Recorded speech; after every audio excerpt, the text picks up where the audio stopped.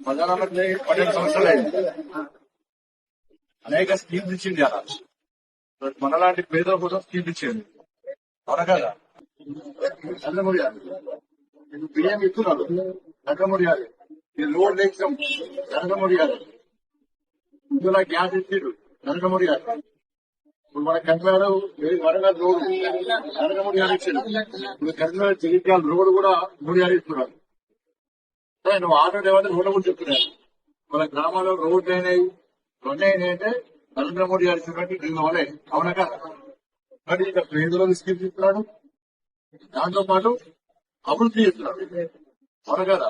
మరి అటువంటి వ్యక్తి గురించి మనంతా కూడా చెప్పాలి. ఆయన ఆరోగ్యంగా ఉండాలని కోరుకోవాలి. మనందరం కూడా ఆయన ఆరోగ్యం ఉంటే మనం ఆరోగ్యంగా ఉంటాం.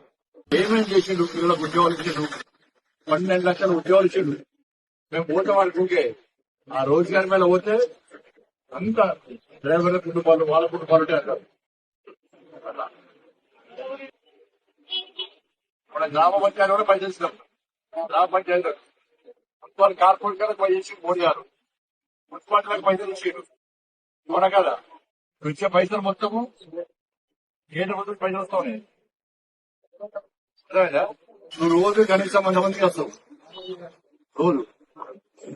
దీంతో పాటు మీ ఆటో డ్రైవర్లకు ఇవ్వాలి, దాంతో పాటు ప్యాసింజర్లకు ఇవ్వాలి. మంచి చెడు కాదు, ఈ రాజకీయంతో సంబంధం లేదు. అది అటువంటి వ్యక్తి ఇలా ప్రధానమంత్రి కాబట్టి 12 సంవత్సరాలు అయిపోయింది. ఇలా 4,400 ఒక రోజు ఇవాళ ఇంతవరకు దేశంలో ఇన్ని రోజులు కంటిన్యూస్ గా ప్రధానమంత్రి ఎవరు లేరు.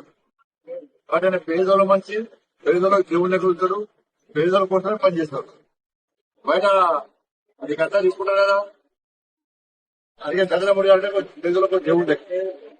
మరిన్ని ట్రెండింగ్ వీడియోల కోసం న్యూస్ 18 తెలుగు యూట్యూబ్ ఛానల్ ను సబ్స్క్రైబ్ చేసుకోండి.